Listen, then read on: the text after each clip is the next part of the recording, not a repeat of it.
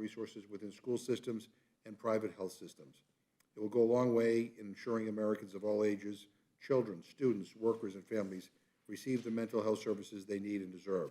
Second, we have S 3969, the PAVA Program Inclusion Act. It's a straightforward bill. S 3969 would secure critical funding to help voters with disabilities in the Northern Mariana Islands and Native American communities, help them cast their ballots. And I think it passed like by unanimous consent in the Senate, but for some reason there's a problem here. But in any event, and the final bill, we will consider H.R. 3843, the Merger Filing Fee Modernization Act of 2022. Currently, the Federal Trade Commission and the Antitrust Division of the DOJ do not have the resources they need to combat anti-competitive practices that harm consumers, entrepreneurs, and our ability to compete globally as a nation. This challenge is partly because our antitrust enforcement agencies are primarily funded through antiquated fees paid by companies as part of the merger review process. That the outdated funding system is no longer sustainable, despite the fact that merger filings have dramatically increased over the years. H.R. 3843 is a common-sense, bipartisan legislation that would modernize the structure of merger filing fees to create a fairer system where large companies pay their fair share. Increased fees for substantial merger transactions would allow smaller and medium-sized businesses to pay less while also bringing in more revenue to ensure antitrust enforcers can hold violators accountable. Look, none of these measures should be contentious, and two of the three have bipartisan co-sponsors in both chambers. Yet apparently we in the House can't even agree on things that are incredibly non-controversial. So there still seems to be some Republicans in our chamber that object to these bills, object to shoring up access to mental health care, strengthening the right to vote, and protecting our nation's competitive marketplace. In my opinion, that's really quite unfortunate. But in any event, we are where we are. I urge my colleagues to support the rule and vote to pass the underlying bills when they come to the House floor. Happy to turn it now over to our ranking member, Mr. Cole. Thank you very much, Mr. Chairman. I'll add on a personal note, we've lost several of our staffers to a COVID outbreak. So if I seem unprepared today, you'll know why. Today's hearing covers three items. The first I'll discuss, S 3969, would make the Northern Mariana Islands and the American Indian Consortium eligible for payments for voting accessibility systems under the Protection and Advocacy for Voting Access, or PAVA program. Second bill, H.R. 7780, makes several changes to the federal law intended to increase access to mental health and behavioral health care. In general, the bill greatly expands grants for mental health services and Head Start programs and in public schools. Unfortunately, in the handout to trial lawyers and unions, the bill also makes changes to the Employee Retirement Income Security Act, better known as ERISA, which would authorize civil actions for denial of mental health or substance use disorder benefits, and would make most of the existing and future arbitration clauses, class action waivers, representation waivers, and discretionary clauses in ERISA plans invalid and unenforceable. While Republicans agree that additional mental health services in schools are necessary, this bill broadly misses the mark. Instead of giving schools flexibility to use funds as they see fit, it once again seeks to impose a one-size-fits-all program from Washington. It also spends vastly more money than is necessary, taking a program that spends about $125 million per year up to one that spends over $5 billion. Not content with having spent trillions of dollars over the past 2 years, which has caused an inflationary crisis affecting every American and driven the country into a recession, the majority is now seeking to spend a 40-fold increase on a program that undoubtedly cannot accommodate such spending in a responsible manner. And all this to address a mental health crisis, which was clearly exacerbated by states, mostly Democrat-led, who kept schools locked down much longer than necessary, prolonging the pain and exacerbating the damage to our children's mental health. It's simply astonishing. Lastly, the third bill, H.R. 3843, is a collection of three different bills coming out of the Judiciary Committee. Although each of these three bills has a degree of Republican support, I have serious concerns about the manner in which the majorities put this package together. One of the bills was not even marked up in the Committee of Jurisdiction. And I'm baffled as to why the majority felt the need to go this route rather than giving each bill separate consideration on the floor. It's hardly regular order, Mr. Chairman, and we can and should do better than that truncated process. With that, and the note that I agree with my friend on PAVA, I look forward to our witnesses today and our discussion. Thank you very much. And I'd now like to welcome our witnesses to provide testimony on H.R. 7780, the Mental Health Matters Act. Chairman Scott and Ranking Member Fox, we're delighted that you're here. I now recognize the gentleman from Virginia, Chairman Scott. Thank you, Mr. Chairman. Ranking Member Cole, I'm pleased to speak to you today in strong support of the Mental Health Matters Act, led by the distinguished, hardworking gentleman from California, Mr. DeSaulnier. The COVID-19 pandemic has exacerbated the mental health crisis among students, workers, and families. In 2021, over 44% of students experienced persistent feelings of sadness or hopelessness. Almost 20% seriously considered suicide, and 9% actually attempted suicide. Regrettably, 80% of youth in need of mental health services do not have access in their communities. As a result, educators have been forced to play an outsized role in supporting and responding to students' mental health needs, leading to increased depression and trauma among educators. However, our schools do not have the specialized staff necessary to respond to increased prevalence and complexity of students' mental health needs. According to a 2019 ACLU study, no state met the student to social worker ratio of one social worker to every 250 students as recommended by the National Association of Social Workers. Furthermore, the national ratio of school psychologists per student during the 2020-2022 school years was one psychologist to every 1,100 students, more than double the ratio recommended by the National Association of School Psychologists. The rise of mental health challenges is not isolated to students and educators. Nearly half of U.S. workforce now suffers from mental health issues since COVID-19 pandemic began. Yet many workers are denied the mental health and substance abuse disorder benefits they are legally entitled to receive under their employer-sponsored plan. In a recent report to Congress, the Departments of Labor, Health and Human Services, and the Treasury found widespread violations of the Mental Health Parity and Addiction Equity Act by group health plans and insurers who are failing to maintain parity between mental health and substance abuse disorder benefits and physical health benefits.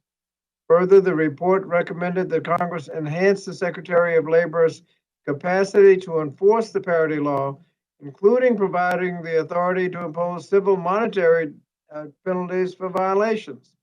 Notably, the same recommendation was made by former President Trump's Commission on Combating the Opioid Crisis, which was led by then Governor Chris Christie.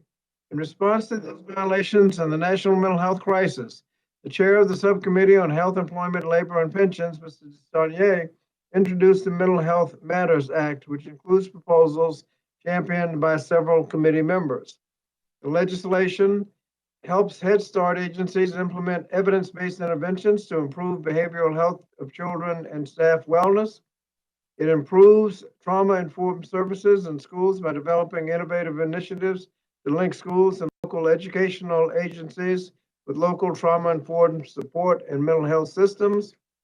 It requires colleges and universities to accept existing documentation of disability and provide reasonable accommodations so that disabled students can achieve success in higher education.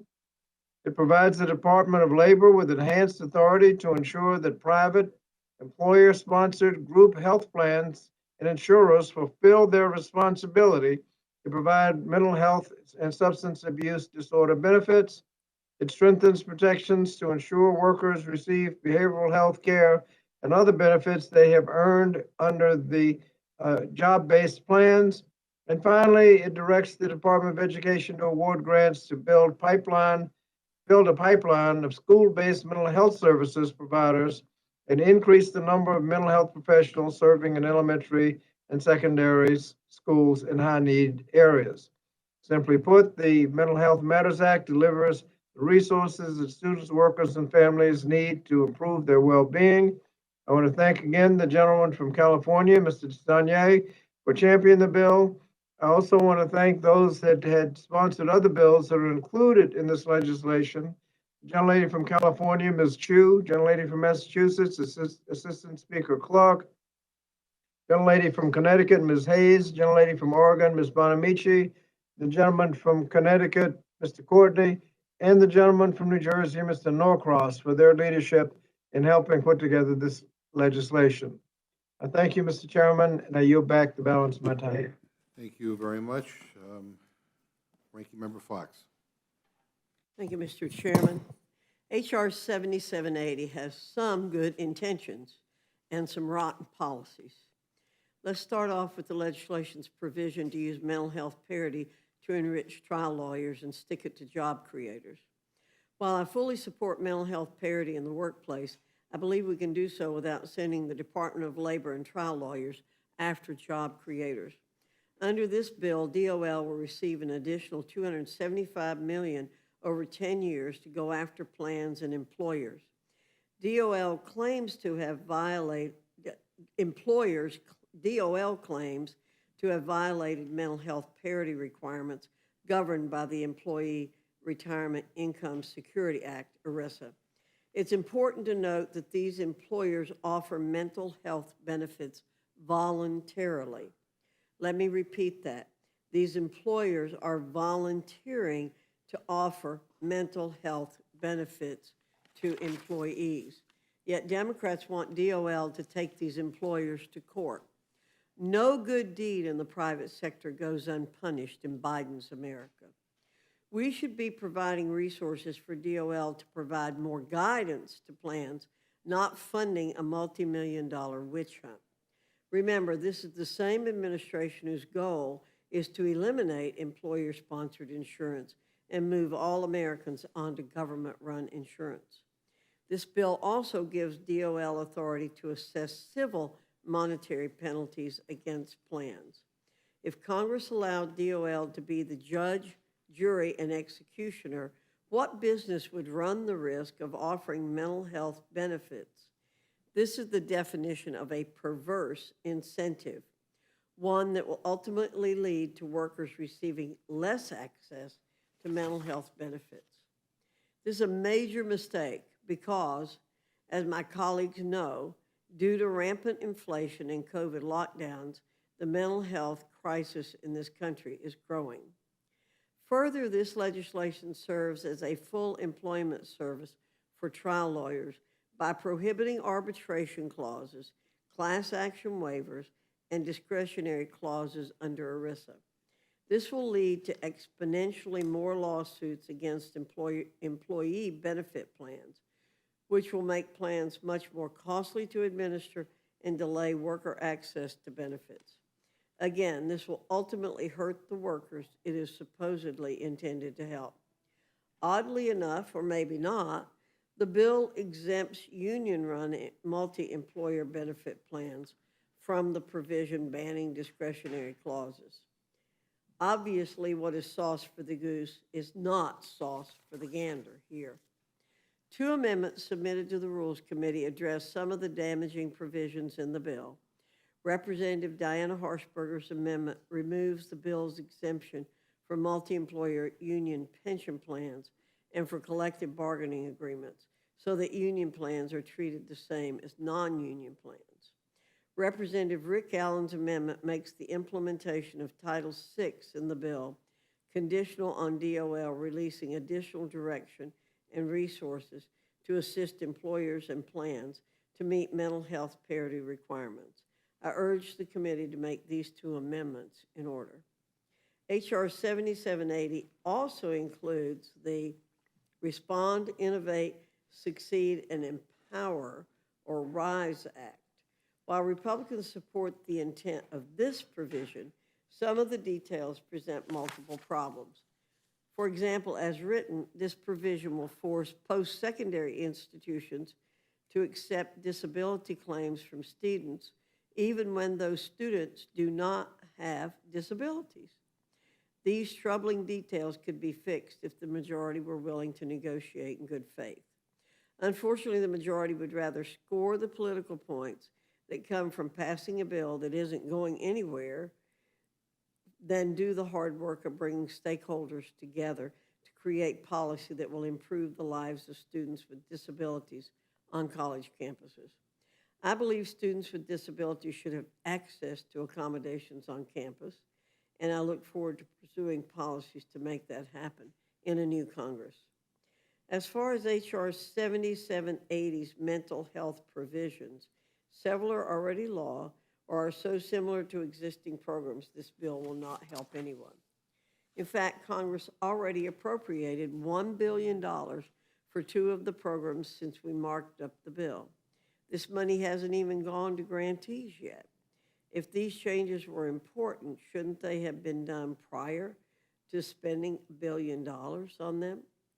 Addressing the mental health needs of students, especially since the pandemic, is a priority for both sides of the aisle, which is why Republicans repeatedly fought to keep schools open and address students' learning loss and mental health needs.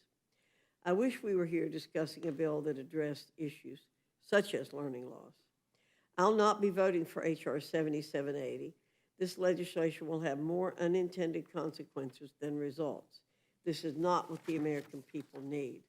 I urge my colleagues to go back to the drawing board and this time invite Republicans and stakeholders to join them. Let's hold a discussion about what kind of measures and legislation will actually help address the mental health crisis in this country. I yield back. Chairman Scott, do you want to respond to any of that? Yeah, just very briefly, she suggested that the Department of Labor will be going after people. They're only enforcing the law. There's mental health parity, and the mental health is not given voluntarily. It's given because if you provide health insurance, you have to include mental health services on parity with other health services. Now, I think competition requires you to have a health policy. And so the mental health is not at all voluntary. You can, I guess you can or can't decide whether you're going to do a healthcare policy, but it's hard to run a business if you're not providing health benefits for your employees and expect to hire anybody. The Department of Labor will have the tools to enforce the law. In terms of disabilities, the bill on the colleges and universities requires colleges and universities to accept existing documentation of disability and go ahead and provide the reasonable accommodations according to the law. If this is not the case, then the student would have to go through a brand new assessment to establish the disability. That takes time and that takes money. They've already been assessed. They've already gone through K through 12 with the disability and have the assessment. So why not accept that disability and move on? They're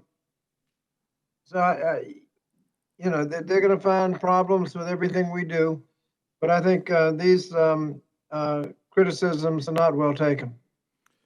Thank you. Mr. Cole. Thank you very much, Mr. Chairman. Ranking Member Fox, in your opening statement, you made note that the legislation threatens mental health coverage and retirement benefits for employees. Can you elaborate on some of your concerns? Yes, sir. Thank you for the question. Mr.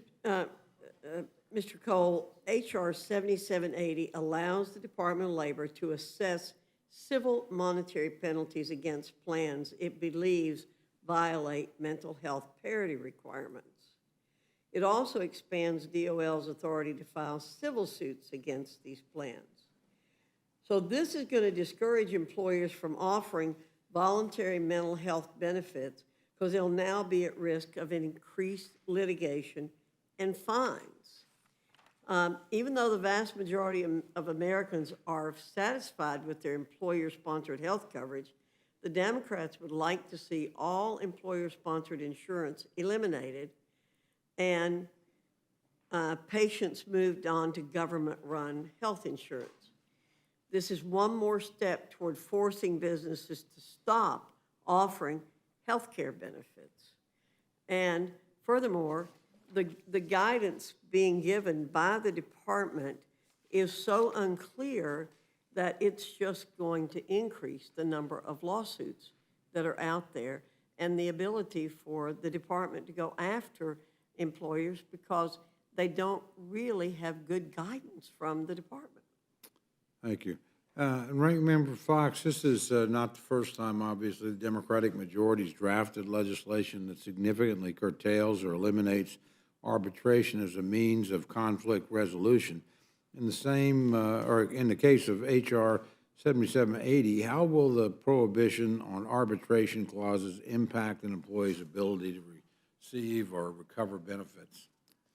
Well, the bill's prohibition on arbitration is just going to delay the benefit claims process at the expense of plan participants. Under litigation, which can take years, unlike litigation, which can take years, arbitration can facilitate the timely receipt of benefits owed to participants. The average time between filing a civil case and a trial in U.S. district courts is more than 2 years. If the court is busy, the average is 3 to 4 years. In comparison, a recent study found that consumer and employee arbitration claimants are more likely to win, receive higher monetary awards, and spend less time in arbitration than in litigation. The bill also bans discretionary clauses. The ban on arbitration and discretionary clauses in ERISA plans means that any benefit determination made by the plan is far more likely to be challenged in court. Every time an issue arises where the plan terms are not 100% clear, the plan administrator would be powerless to interpret the plan, leaving litigation as the only means of resolving the issue. The bill's curtailment of arbitration discretionary clauses benefits only trial lawyers who reap attorney's fees in litigation. This bill is really designed to help trial lawyers, let's face it. And Chairman Scott, could you explain why in this legislation you ban the use of arbitration agreements in single employer plans, but not in collective bargaining agreements? It seems to me that if unions are able to take advantage of arbitration agreements, shouldn't everyone else be able to do so as well? Well, those are negotiated by people who have bargaining power. The other employer-based policies are what you see is what you get. So you don't need the protection in negotiated agreements. You need the protection in the others. In terms of arbitration, the fact is that in arbitration, the businesses are the ones that consistently pick the arbitrators, and they constantly tend to side with the business. If the arbitrator wants to get picked next time, he'd better he knows how to rule. And that's why and you've eliminated the right to a trial. If the worker wants to arbitrate, they can always arbitrate if they want. But the business has the upper hand every time you go to arbitration, because arbitrator knows who's essentially paying his bills. Okay, and Ms. Scott, or Ms. Fox, would you care to respond to that?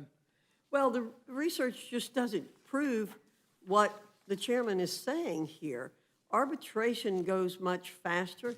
There's nothing that says that that they're always going to rule in favor of the employer. In fact, it's just the opposite. I just read that to you.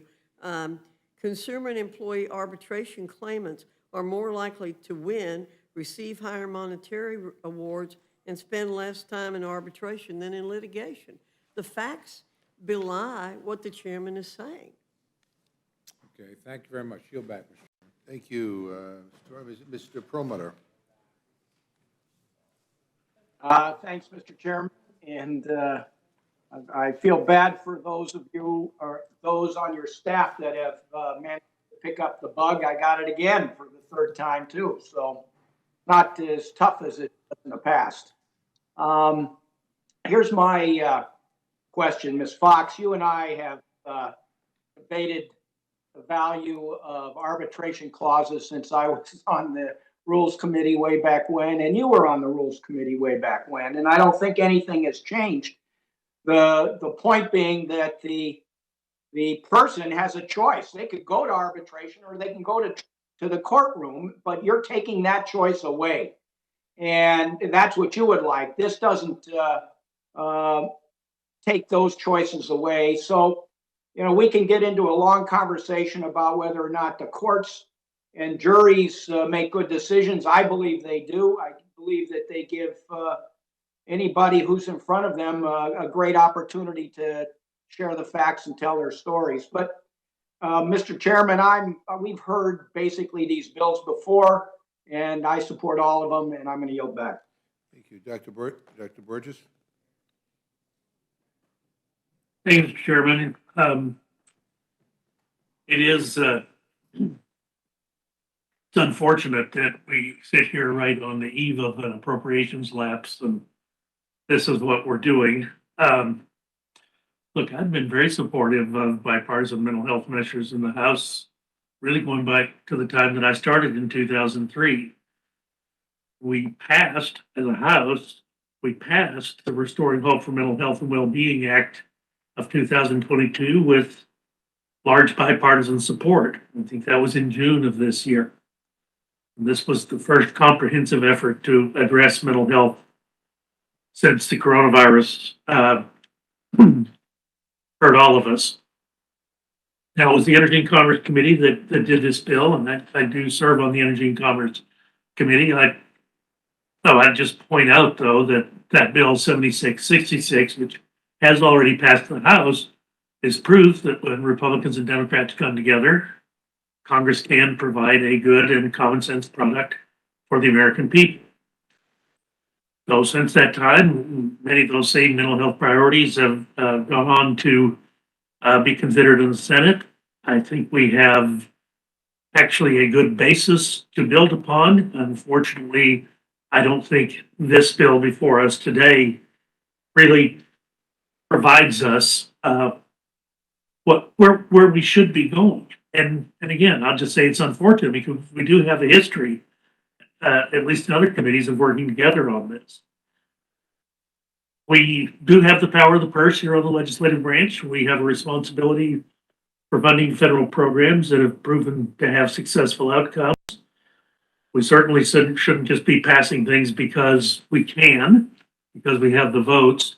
So I'll just tell you, I can't speak to, I'll be opposing this bill on the floor because, again, I think we've already done a significant amount of work here. We've done it in bipartisan fashion. There was no need to exclude Republicans from this process. But I do hope in the next Congress that we're able to proceed ahead in a more bipartisan way and take our responsibility to the American people seriously in the future. So I really don't have any questions today. I can ask a ton of questions on the parity issue because just like our two witnesses, this is something we've been dealing with since the Lehman Brothers collapse of 2008, and the parity bill was what allowed the passage of the troubled asset relief program that year. But I think we probably said enough about parity. Still haven't accomplished it yet, but again, I don't think this bill is going to get us any closer to that. Mr. Chairman, I'll yield back. Thank you very much. I just want to say, because I detected maybe a little bit of a lecture on the appropriations process when you began your questioning. I hope maybe I misinterpreted that because I just want to point out for the record, well, one is I believe we'll get our appropriations work done this week. But I want to point out for the record that the last time my friends were in charge of the House and the Senate and the White House, you shut the government down. And I certainly do not want to follow the example of my Republican friends on appropriations matters. I now yield. Chairman, I would Yes, I would use that as a cautionary tale. And I think you're quite correct. No one benefits from an appropriations lapse. And quite frankly, to me, it's a mystery why we've let it go to the last few days of the fiscal year. And most of us haven't even seen the language that's being discussed. Makes it very, very hard to come to a positive conclusion when that's the attitude. But anyway, we can talk about this all day. yeah, no, I'll be happy. I'm confident we'll get the work done and not shut the government down like my friends did, which was devastating for a lot of people in this country. Let me see, Ms. Scanlon. Sure, I just wanted to offer to Chairman Scott if he had any remarks he wanted to make with respect to that last exchange. Well, no, I did want to just say that comments were made about the Department of Labor having the opportunity to impose penalties. If the Department of Labor does not have the opportunity to impose penalties, then everybody can just violate the law until they get caught. Then there's an injunction and then they fix it. But in the meanwhile, the people who are supposed to benefit by mental health parity don't get the benefits that they're entitled to. And so the idea that there ought to be some sanction or some deterrent violating the law, and that's what those penalties provide. Thank you. I yield back. Thank you, Mr. Reschenthaler. Thank you, Mr. Chairman. Dr. Fox, would you be willing to discuss the amendment that was offered as a substitute during markup? We don't think that it's right to exempt, I don't know which, there are two, I'll talk about the one that exempts the unions, okay? To exempt union-run multi-employer plans from prohibition on discretionary clauses. As I mentioned in my opening remarks, we think that the unions should be treated the same way as as other employers are. And the legislation exempts arbitration clauses in collective bargaining agreements from the bill's prohibitions. The chairman talked about what the unions would do. Prohibiting discretionary and arbitration clauses is a drastic and ill-conceived departure from current law that will only benefit trial lawyers, again, at the expense of workers and retirees who rely on employee benefit plans. So we think that if the Democrats want to disrupt the administration of employee benefits, they should not exempt their friends in big labor from it.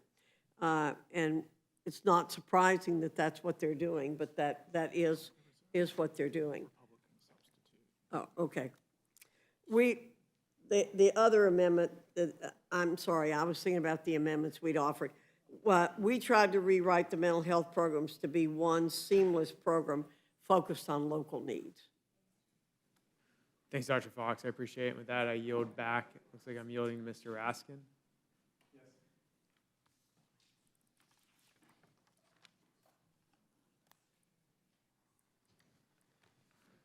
Okay, we'll go to Mr. Morelli for his questions. No, I'll yield back, Mr. Chairman. Mr. Desaulniers, do you have any questions? Just a comment. I'm sorry, Ms. Fishback. Dr. Sir. Fox and I have talked about the issues in my bill and the mental health bill.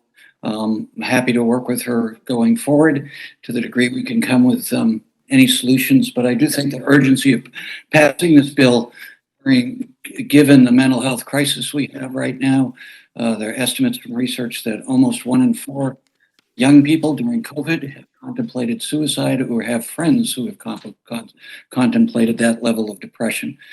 We know parity has increased requests for service. And in that regard, in terms of having been a job creator, owning businesses, I look at the enforcement mechanism is going after people who aren't doing the right thing. And that's why we have to put this in. The vast majority of employers do the right thing because they want a happy, successful, and secure workforce. So there is so much in this bill that goes to the urgency of right now for America to get people trained, to choose the fields to provide the services that our investment in NIMH is changing the world and understanding mental health and behavioral health. So that's why it's so important to pass this. But I'd always be happy to work with the ranking member and the ranking member on the subcommittee I chair on the issues they're concerned with. That's all I have to say, Mr. Raskin. Thank you for the indulgence. I yield back. Thank you, Mr. Desaulniers. And Ms. Fishback? Thank Thank you you for very your much, Mr. Chair. And Ranking Member Fox, I think that Mr. Reschenthaler was getting at a little bit at the alternative. You offered an alternative amendment and a different solution to the issue. And I'm wondering if maybe you could, if you wanted to expand on that, that you maybe had the discussion with Mr. You mean the Republicans, the my Republican- understanding, and offered an alternative amendment well, for the bill. let me talk to you some more about that. We put in parental consent in the bill because we thought that that was important, and we wanted to emphasize parental rights in that piece of legislation, which we don't see in this piece of legislation. So I think that's something that Republicans feel very strongly about. So, Ranking Member Fox, is it fair to say that the Democrats didn't take any of the No. Republican suggestions and Correct. Correct. once again did this without any kind of minority input? Correct. And I just was curious, the language that effectively requires colleges and university to accept a student's disability status claim, this would actually propose a stricter requirement on colleges and universities than in elementary or secondary schools. Is that correct? And have you been made of any reason that there is that discrepancy between those two? Well, I do think that we ought to leave the door open for the possibilities that people's disabilities will improve or go away. And so simply saying we're going to accept what was done for however many years it was done in elementary and secondary school. But we agree on the intent again, but the language has flaws. If you had a 5014 plan in the third grade, as I said, but you're no longer in need of it, the way this bill is worded, you could require a college to honor that plan, whether or not, again, the disability still exists. And I think we should consider the fact that disabilities don't go all your life. Or they change. Or they change. Or they need different. Right. And finally, Ranking Member Fox, is the bill's prohibition of the discretionary arbitration, those clauses, retroactive? Ooh, I'm not sure. Yes, it is. And so in other words, the bill is effectively voiding existing contracts, the way I Yes. understand it. All right, well, and I just have to, once again, just mention again, that again, the Democrats have gone on their own and will not take any kind of Republican input from the minority, even though, there's lots of Republicans who have lots of experience and input that they would like to give, but we have a take it or leave it, and they're going to try And to again, react on it. we've shown we care about improving services in mental health. It's not like we've put up a wall saying, no, don't go there. That's just not true. We've worked with them. And I take some issue with the chairman saying, this is an emergency, we have to get it done. The chances of this bill passing in the Senate and being signed into law, I think, are nil. And so this, I think, is very clearly a messaging bill, like so many of the bills that have come out of our committee. It's that time of the year. Yes, it is. Thank you, Ranking Member, and with that, I yield back, Mr. Chair. All right, thank you, Ms. Fishback. Ms. Ross, do you have any questions? No, Mr. Chairman, I do not have any questions, but I do want to commend our colleague on the Rules Committee, Mr. Desaulniers, for his leadership and also for his grace in dealing with the minority. As we all know in our districts, we need to deliver mental health services as quickly as possible. My dad was a psychiatrist. I have been working on these issues for decades, decades. And the sooner the better. And so I support the bill, the underlying rule, and I yield back. And thank you for your thoughtful comments. Mr. Nagus, do you have any questions? Okay, I'm not hearing any from Mr. Nagus. In that event, the next bill up, seeing no more questions, I want to thank the witnesses for their testimony, their appearance. Thank you so much. Please leave with our stenographer or submit electronically anything else you would like inserted into the record. And you are now excused. Are there any other members present who wish to testify on HR 7780? Seeing none, this will close the hearing on HR 7780. All right. Now, I would like to welcome our witnesses to provide testimony on S3969, the PAVA Program Inclusion Act. Subcommittee Chair Butterfield, Ranking Member Davis, we are delighted to have both of you here with us today. And I now recognize the very distinguished gentleman from North Carolina, Subcommittee Chair Butterfield, for his testimony. Thank you very much, Mr. Raskin and Ranking Member Cole, for the opportunity to testify this afternoon concerning S3969, the PAVA Program Inclusion Act. I respectfully ask that the Rules Committee report an appropriate rule to govern consideration of this legislation. The Bipartisan Bicameral Protection and Advocacy for Voting Access Program Inclusion Act was reintroduced by Congressman Ruben Garrigo of Arizona and Senator Ben Ray Lujan, our former colleague here in the House of New Mexico, and in March of this year. And this bill has already passed the Senate, and I might say by unanimous consent.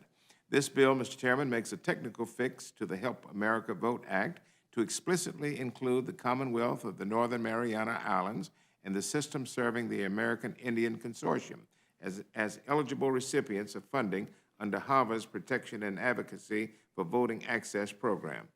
Mr. Chairman, when Congress passed the HAVA Act in 2002, the law created and authorized funding for the Protection and Advocacy for Voting Access Program. We call it PAVA, P-A-V-A.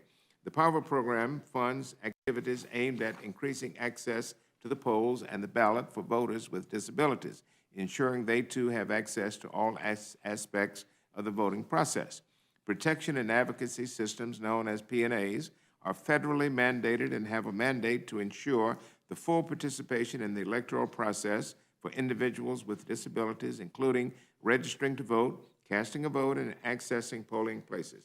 The PAVA program allows the protection and advocacy systems to advocate on behalf of voters with disabilities, and the program funding allows P&As to conduct numerous activities on behalf of voters, such as conduct disability training for poll workers, maintain voting hotlines, examine polling places for accessibility, and much more.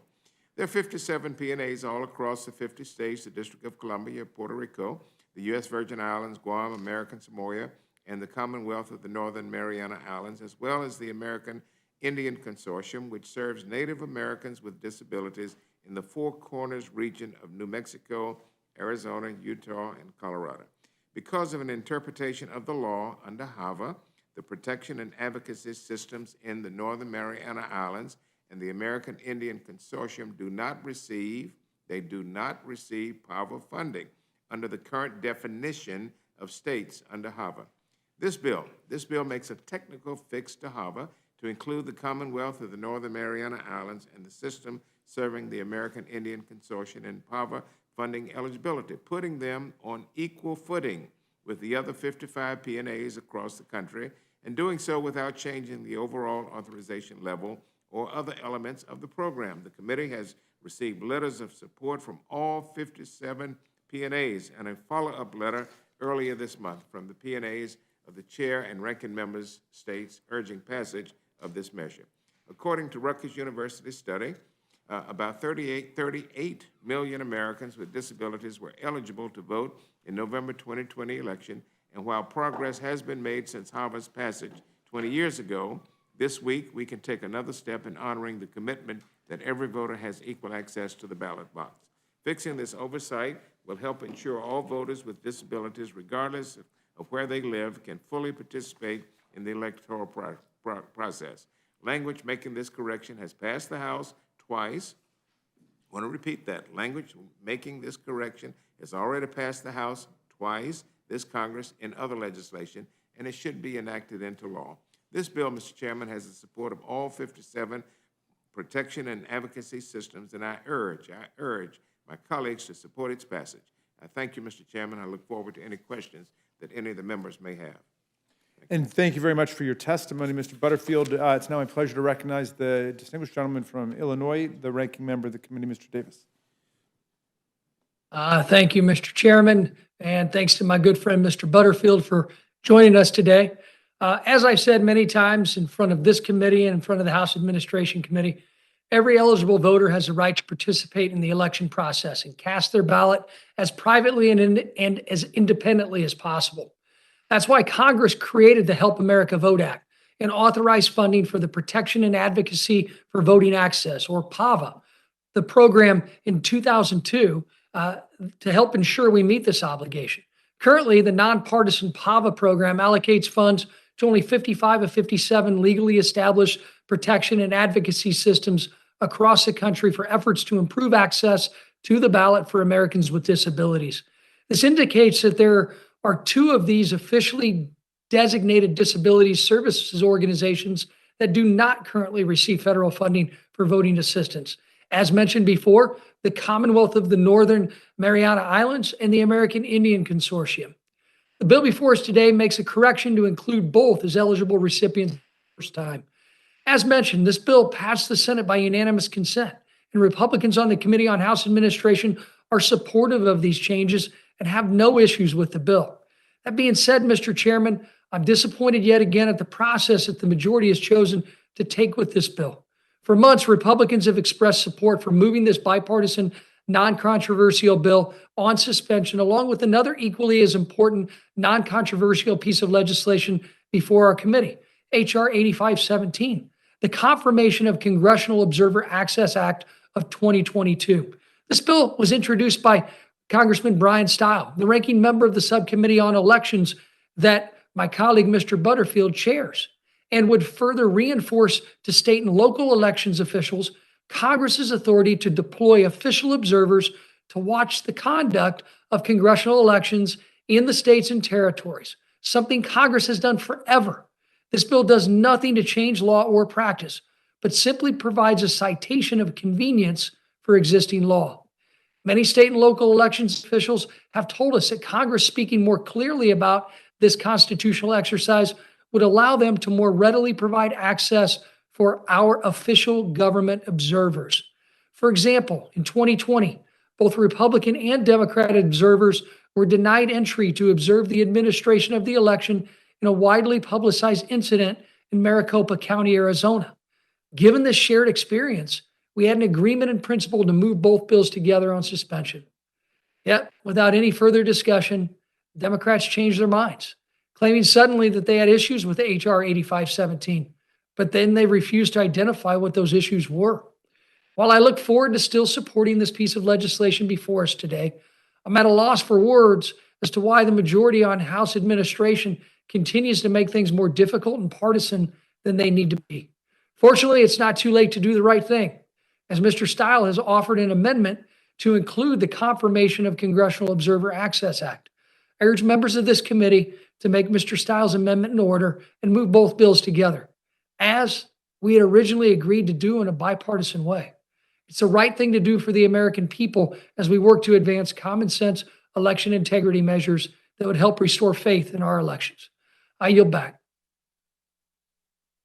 All right, Mr. Davis, thank you very much for your testimony. But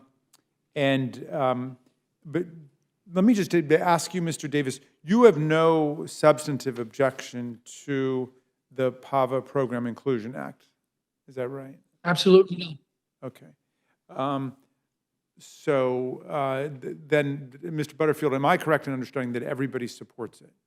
That's my understanding, Mr. Chairman, and I want to thank the ranking member, Mr. Davis, for going on the record today saying that they do not oppose this this legislation. It is good legislation. It passed by unanimous consent in the Senate, and it's a very common sense piece of legislation. I also appreciate the gentleman's friendship. He and I both are leaving at the end of this Congress. We have worked very congenially together. We have worked in a bipartisan way when we could, and I just want to publicly thank Mr. Davis for his role on this committee and all the work that he's done. It is true that this is an amendment, and I would say that adding this amendment to the legislation does not strengthen the legislation. It detracts from it. And so I would oppose the amendment, Mr. Chairman. And I will also conclude by saying that we've never said that we would ever move these two pieces of legislation together. Thank you. I yield back. Okay, so forgive me, Mr. Butterfield, because I'm new to this legislation, but as I understand it, we basically have a non-controversial bill that everyone supports that will vindicate voting rights. And it has no cost associated with it. There's no cost associated with it. As I understand it, it's not on the consent calendar. It's not on the suspension calendar, just because it was not paired with another bill. That's right. Is that right? That's right. There was objection to it because it was not paired. And so we had to come to this committee to get permission to go forward. Okay. So, okay. Well, I think I understand the picture. Let's see if anyone, Mr. Cole, do you have any questions or thoughts on it? Well, first of all, maybe we didn't pair it so we could bring you up here so we could praise you, Mr. Butterfield. And, Thank you, Mr. Cole. I've offered lavish praise to my friend, Mr. Davis. Probably have the opportunity to do it again because he's a frequent visitor to our committee, and always good to have him here. But I just want to say for the record how much I regret your decision to retire. I certainly respect it. But you've been a wonderful member, and I think your district and your state have every reason to be proud of you. I've enjoyed working with you, whether we agreed or disagreed on a particular issue. You're always civil. You have that judicial temperament that you carry with you so well, and certainly in this case, it's a piece of legislation I fully support. I also support what my friend Mr. Davis is trying to do as well, and we'll sort that up here on the committee one way or the other. But regardless, the underlying bill here that you're bringing ought to be enacted. I agree very much with your remarks. Look forward to supporting it on the floor. And again, very, very much thank you for your service to this institution and your friendship, and frankly, just the manner in which you handle yourself. So with that, yield back. Thank you. Thank you very much, Mr. Cole. And that reminds me, I should say a few words about my friends here. I think I've begun to lament the departure of Mr. Davis before, someone who I will, whose presence I will miss, even when sometimes his presence I regret even then. But we'll miss you a lot, Mr. Davis, and you're a meaningful contributor to this body. And Mr. Butterfield, I don't know if this is the last time we'll get to see you here in the Rules Committee. I don't know, but you have had an extraordinary career here. You've had an extraordinary life. You grew up under harsh conditions of segregation and always looked for the very best in our democracy and always fought for a more perfect union. And your career is a dazzling one that has traversed the different boundaries of our government, judicial, legislative, federal, state, local. And you've got some amazing stories to tell and some amazing battles yet to fight. So we're going to miss you a lot, Mr. Butterfield, and thank you for appearing. And with that, I'll come to my friend, Mr. Perlmutter, who's never at a loss for words himself. So. There, thank you, Mr. Chairman, and I don't have any questions about the bill. I think the country and the Congress will miss Mr. Butterfield very much. Not so sure about my friend, Mr. Davis, but I definitely believe both of these gentlemen have been good friends, good advisors in a lot of different ways, and the country will be a little worse off with the two of you, checking out greener pastures. And with that, I'll yield back to the chair. Thank you. All right. Thank you. Dr. Burgess, to you. Thank you, and likewise, I have no questions on the the presentations of our witnesses, but I do have to say both to Mr. Butterfield and to Mr. Davis, we will indeed miss your service in the future. Mr. Butterfield, by virtue of winning a special election, joined the freshman class that Mr. Cole and I were a portion of. And Mr. Butterfield has served on the committee with me on energy and commerce and always has thoughtful things to add. And Rodney, is that a Raiders patch on your blazer? I was hoping, one of the last few times I get an opportunity to trigger Mr. Perlmutter. I know he's a little fragile, of course, and that was my goal. So, yeah, that's, there are some things about Rodney I'm going to miss, and there are a lot of things I'm not. Reclaiming my time. I just want to say, Mr. Davis, thanks again for being here at the Rules Committee. You always add so much with your presence and your testimony, and we always appreciate it. And I'll yield back to the chairman. Thank you, Dr. Burgess. Now I'll come to the distinguished gentlelady from Pennsylvania, Ms. Scanlon. Thank you. I don't think I have any questions. I'm very happy to support the legislation and share the frustration of others that this should have been a suspension bill. But certainly it's, it fixes a technical glitch in the statute that left out two parts of the country. And I look forward to it going to the floor. So thank you. I yield back. Thank you, Ms. Scanlon. Mr. Reschenthaler. Thank you, Mr. Chairman. Ranking Member Davis, I'm just curious. I heard, I can't recall who said it, but it was stated that Mr. Stiles' amendment would detract from the legislation. Do you agree with that? And would you like to expand on that? No, Mr. Reschenthaler, and I appreciate you giving me a chance to respond.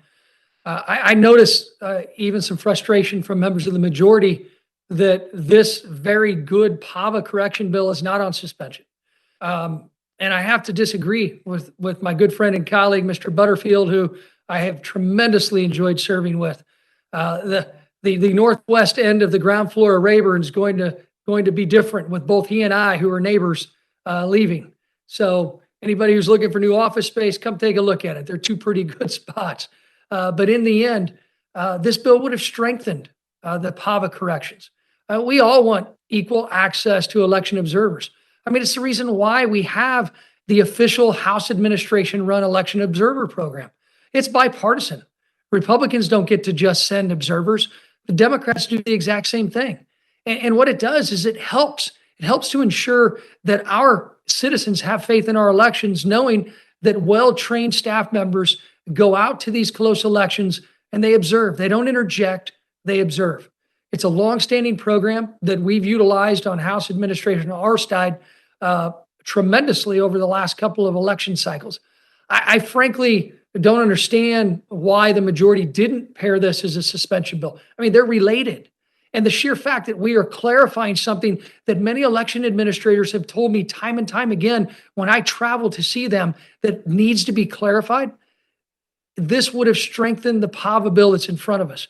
And this is one of those times, I'll be honest with you, Mr. Reschenthaler, and also Chairman Raskin, I don't know why the majority decided to change what our staff had agreed to at the last minute. I'm not trying to take it personally. I'm not trying to take it politically, but this process would have been so much easier if they would have just paired it up with this excellent piece of legislation. But you and the Rules Committee have the chance to go look at that amendment. We're not asking for anything nefarious. We're only doing what election administrators actually asked us to do. And we thought we were doing the right thing in a bipartisan way. But let me just say, unfortunately, I haven't been surprised. This is a majority-driven institution. I know that I'm not sitting here at Rules unless the majority decides that we're here at Rules.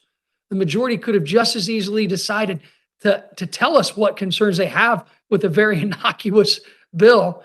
And then we could have corrected it and we could have put it on the suspension calendar. You know what?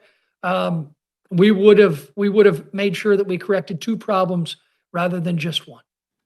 Thank you, Mr. Davis. With that, I yield back. Thank you, Mr. Reschenthaler. If I could just say this, whatever the merits of the argument that these two bills really belong together as peas in a pod 6 months ago or something.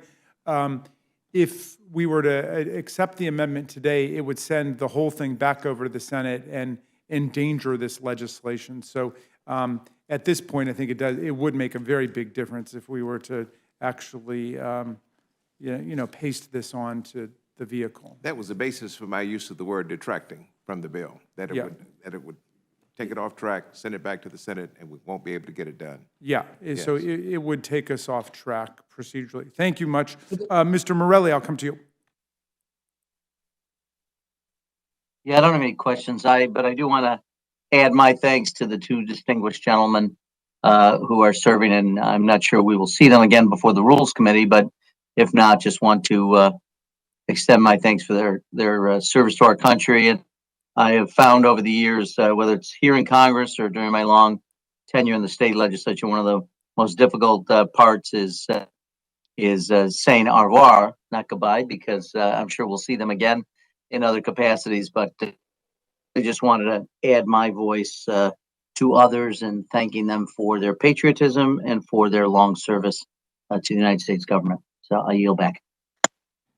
Very nice. Ms. Fishback, it's your turn. Is it my turn to say something nice about Mr. Davis? Because I got nothing. I got nothing. But no, I don't have any questions about the bill, and with that, I yield back. Thank you, Ms. Fishback. Thank you, Ms. Fishback. Mr. Desaulnier, how about you? I would just like to agree with Ms. Fishback. I've got nothing to say good about Mr. Davis, but I will always cherish those pictures I have of you. Thank you. Thanks. And thank you, Mr. Desaulnier. Ms. Ross, to you. Thank you, Mr. Chairman. Of course, this is a bill that is important, particularly right before we have such a consequential election, and all eligible citizens should have full access to all resources that enable them to vote. So I commend the bill and the rule. I do want to say you should all be jealous of me because I get to see Mr. Butterfield after he retires in North Carolina, and I'm just so grateful to him for his leadership and for how he mentored me as a freshman. I even worked on his campaign for Justice of the Supreme Court many moons ago. And with that, I yield back. Thank you very much, Ms. Ross. We appreciate that. Mr. Neguse, you out there? Okay. Does anybody have anything else they'd like to add? Seeing no more questions, I want to thank our witnesses for your testimony. It's been a bittersweet, melancholy session with you gentlemen. We will miss you much. Please leave with the stenographer, or you're free to submit electronically. Anything else you'd like inserted into the record, you're now excused. Are there any other members who wish to testify on S3969? Seeing none, this will close the hearing on S3969. Now I want to welcome our witnesses to provide testimony to H.R. 3843, the Merger Filing Fee Modernization Act of 2022. I'm calling forward Subcommittee Chairs Cicilline and Subcommittee Ranking Member Issa. We are delighted to see both of you. I'm seeing Mr. Cicilline on the online, and let's see.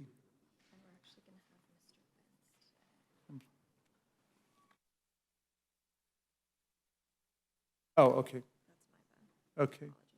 I'm sorry, it's not Mr. Issa who will be with us. It is the gentleman from Oregon, Mr. Bentz, and I guess we just await him online.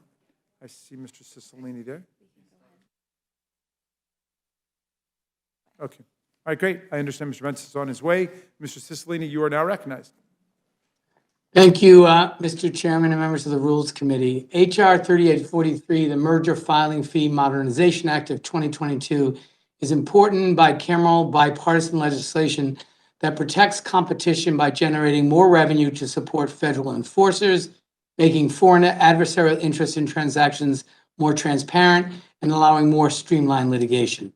In recent decades, the rising tide of economic concentration has harmed workers while sapping our economy of choice, innovation, and dynamism. It has also given rise to monopolies that exercise outsized influence over our democracy and political institutions. At the same time, the budgets for our antitrust enforcement agencies have not kept pace with the demands placed on them. Antitrust enforcement is hugely expensive and time-consuming, and the costs and resources required for enforcement are only increasing. As Brian Deese, the director of the National Economic Council, explained, it is unacceptable for these agencies' resources to lag so far behind the growth of the economy they're charged with protecting, which is why the administration has supported passing the Merger Filing Fee Modernization Act and has issued a SAP in support of it. It's long past time for Congress to act. A critical source of revenue for enforcement comes from the filing fees that merging parties pay to federal enforcers. But Congress has not updated those filing fees in over 2 decades. This legislation finally does. Title I of this bill raises the fees that parties pay for large transactions and lowers the fees that parties pay for small and medium-sized transactions, thus ensuring that larger deals pay their fair share. Everyone can agree that the fee for a $900 million deal should not be the same as the fee for a $60 billion deal. Critically, this legislation raises revenue so that taxpayers do not have to foot the bill for necessary agency enforcement. It's a common sense win-win solution. Title II of this legislation requires that merging parties notify the antitrust agencies if they are subsidized by countries or entities that are strategic or economic threats to the United States.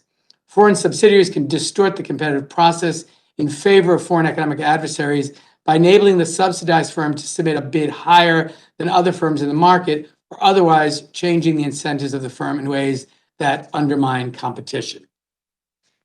This legislation's notification requirement gives the agencies immediate access to the information they need to assess the full competitive consequences of subsidized transactions. It will thus enable agencies to better protect U.S. economic interests when they review proposed mergers. Title III of this legislation ensures that states do not have to waste precious time and taxpayer dollars when they litigate antitrust cases. Congress has long recognized the essential role that states play in enforcing the antitrust laws. State attorneys general are often key partners for federal enforcers in their efforts to protect consumers and promote competition. Yet when it comes to multi-district litigation, the process by which similar antitrust cases may be consolidated and transferred to a single district for pretrial proceedings, the United States and the states are not on equal footing. Antitrust enforcement actions brought by the United States are for the most part exempt from this multi-district litigation process. State actions are not. This legislation updates the law to bring state and federal enforcement of the federal antitrust laws into parity, ensuring government antitrust enforcement is not subject to the delays and higher costs associated with private multi-district litigation. It is supported by the National Association of Attorneys General, and every single state attorney general signed a letter in support of this legislation.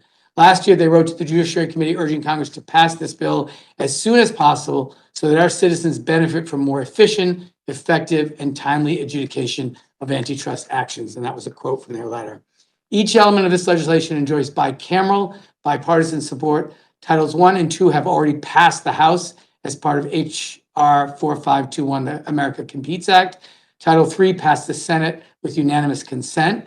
I want to thank Mr. Neguse for sponsoring this important package of bipartisan legislation. I also want to thank Mr. Buck, the ranking member of the Antitrust Subcommittee, for his leadership on these bills, and I urge all members to support this really important bipartisan, bicameral legislation. And I thank you, Mr. Chairman, and I yield back. Mr. Cicilline, thank you for that excellent presentation. And now we will go to Mr. Bentz. Oh, is Mr. Bentz arrived? Okay, well, why don't we start questions with Mr. Cicilline? Should we do that?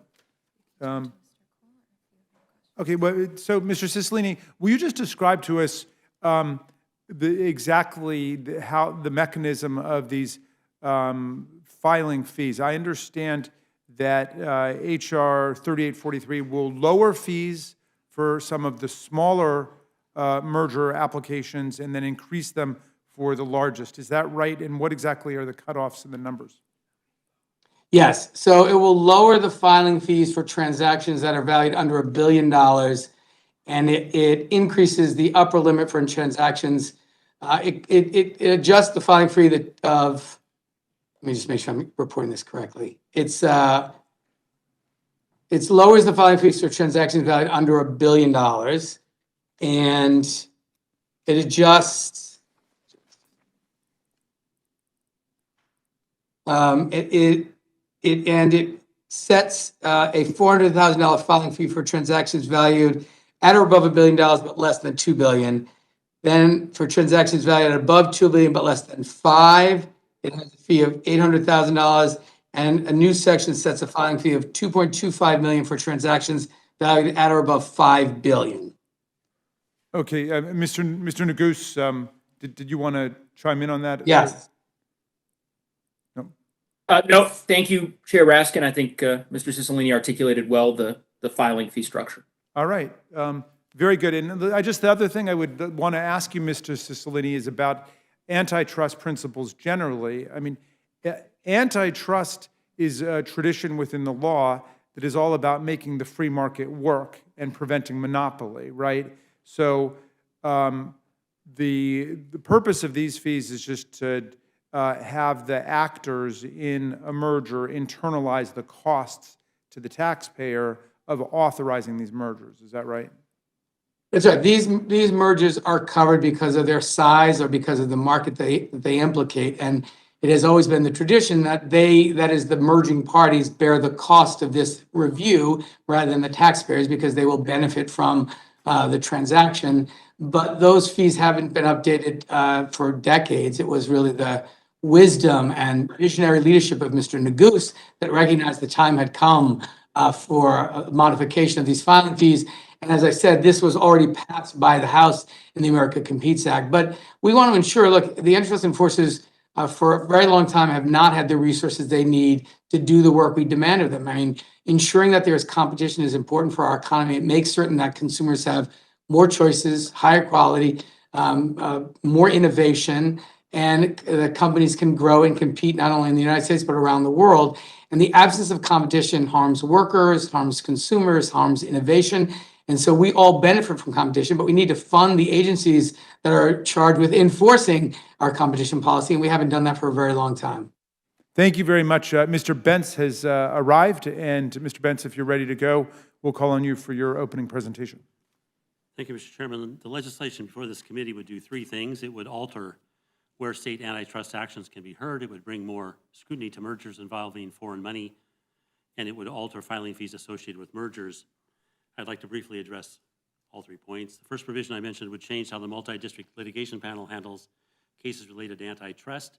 Right now, the MDL panel can centralize overlapping cases in most appropriate venue when there are multiple lawsuits with shared questions of law or fact filed in different jurisdictions. This legislation would dictate that for antitrust actions brought by State Attorney General, the MDL panel could not remove those cases, which can accordingly stay in the chosen venue of the state, the Attorney General of the state, of the Attorney General that brings them. Many Republicans support this legislation because, in theory, it would make it harder for a case against a Silicon Valley company to be transferred to a friendly jurisdiction like the Ninth Circuit, rather than staying elsewhere in the country. I will note that the Administrative Office of the Courts has sent us a letter expressing a number of concerns and noting the potential for significant negative effects from this bill.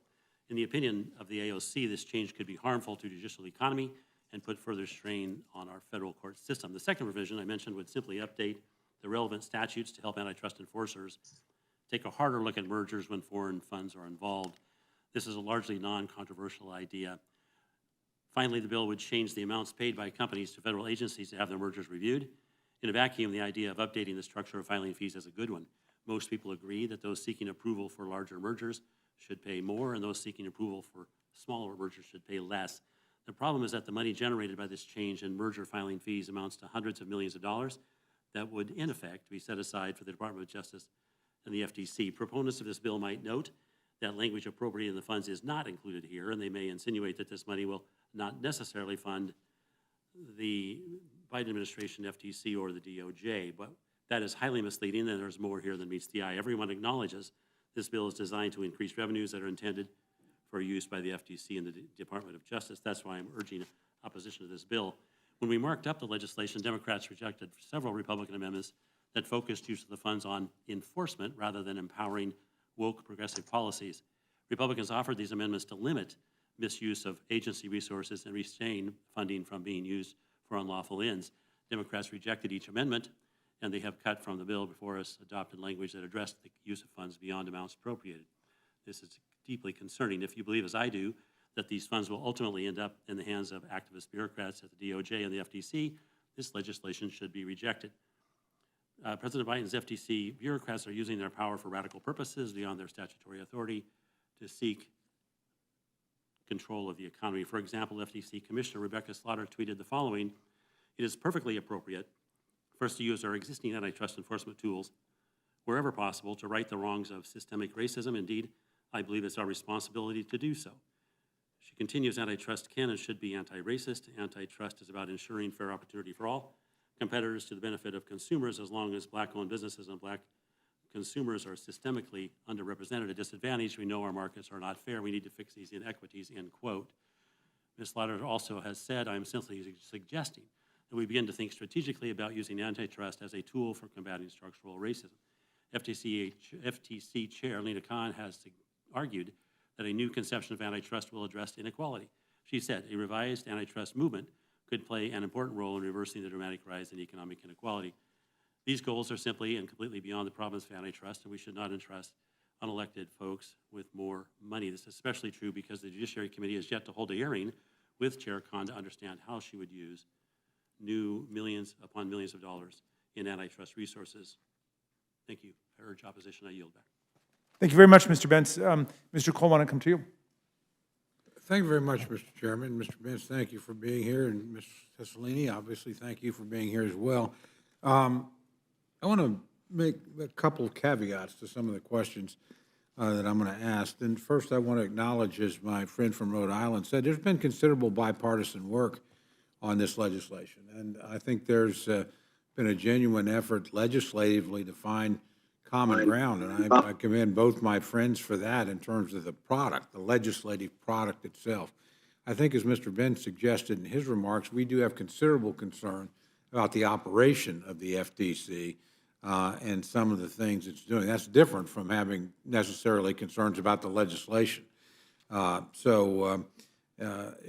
pretty careful on the Appropriations Committee. We recognize we have the Article I power of the purse as to what we do. And authorizing committees have, a sense, the power of the purse because they authorize the amount of money somebody can actually have at their disposal. And I think we have some concerns that the money, the additional money that comes in here will be used for purposes by Chairwoman Khan that are at odds with what we think the legitimate purposes of the legislation are. So I do want to tell my friend, Mr. Cicilline, that Mr. Buck has contacted me, and he's somebody I have a great deal of respect for, and again, speaks very highly of the legislative process and the product here. So there's the split in our side is quite honestly a worry about where the agency's going. So, Mr. Cicilline, let me ask you this. Has the Judiciary Committee conducted an oversight hearing of the FTC with Chairwoman Khan this Congress so far? We have not had an oversight hearing this Congress, but to respond to your concerns, I think you are absolutely right. This effort has been very bipartisan. I acknowledge the leadership of Ken Buck at the beginning of my remarks. But what's important to note, and I know you recognize this is not an appropriation. The decision about how revenue is spent that is generated by fees always will rest with the United States and obviously the Appropriations Committee. So the Appropriations Committee will make a determination as to whether any of that money goes to the enforcement agencies. I would, of course, argue vociferously that they need more resources, but that will be dealt with in due course. This is a bill which generates revenue. It does not appropriate money, and that's why it has the support of people like Senator Grassley and Senator Lee in the Senate. So we can debate, I think, in an appropriations hearing about that, but we specifically took that language out of it as a compromise to ensure it remained bipartisan. I appreciate that very much. Let me ask you, are you aware that Chairwoman Khan proposed deleting longstanding bipartisan language from the FTC strategic plan that stated, quote, "without unduly burdening legitimate business activity," unquote? In other words, would take that as a consideration out of the strategic plan itself. That is a red flag for many of our members. Well, I would say, I'm not familiar with the particular material you're referencing, but I had the pleasure of working with Lena Khan as the antitrust subcommittee chair, and she worked with our committee and both Republicans and Democrats in a very bipartisan way and helped in a very thorough bipartisan investigation. We, I think, have seen antitrust re-energized at the FTC. I have tremendous confidence in her integrity and her intellect, her deep understanding of competition.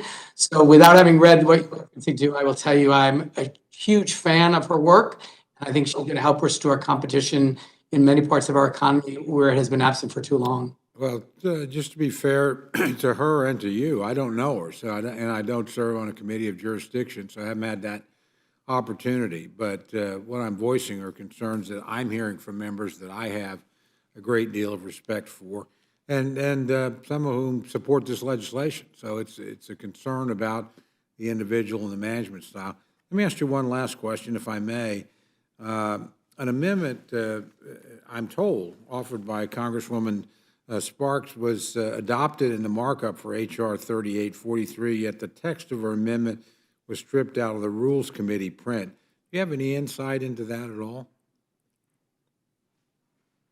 I think the bill that is before you includes the reporting language that was a part of the Sparks amendment. So unless it's something different than that, I think it is included in the bill that's before you. I'm not sure. Again, you may be correct. I'm not sure that's the case. We have a concern about Yeah, that. Mr. Cole, just so you know, I just checked with my staff. It is in this mark, so her language is back. Okay, thank you very much. That helps. Mr. Pence, I wanted to just ask you if you wanted to expand or respond to any of the questions I directed to our friend from Rhode Island. Well, thank you. I do. Just briefly, to suggest that the bill is about something other than funding for the FTC and the Department of Justice is laughable.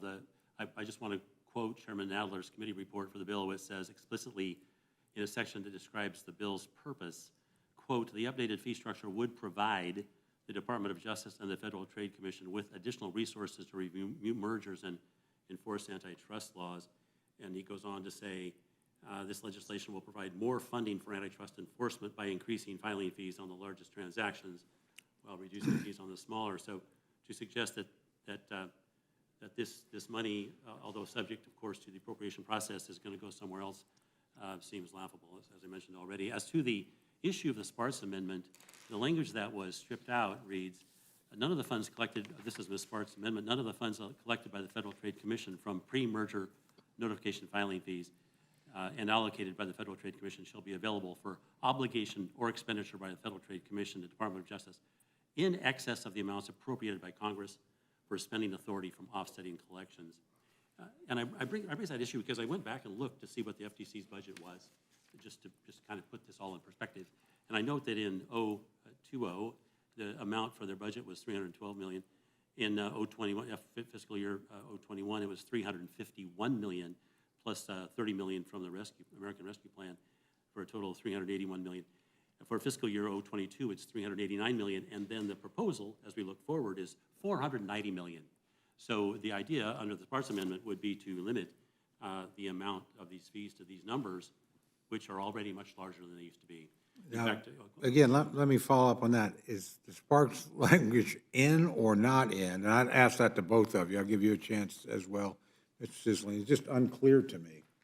Yeah, it is in, Mr. Cole. The reporting requirements are in. The very last piece was stripped out at the request of the Appropriations Committee for exactly the reason we've all been speaking about. They believe that this is their determination with respect to appropriations, not through this bill. So that's why it appropriates no money in, which is why both Senator Lee and Senator Cotton-Sengrassi have said that this package represents, and I'm quoting, a strong bipartisan consensus, and these bills improve antitrust enforcement without appropriating any more funds, end quote. So I would argue, of course, we need more money, and at the right time before appropriations, I'll make that case, but this bill does not appropriate additional funding, period. Okay. And Mr. Pence, do you agree with that? The language in or out?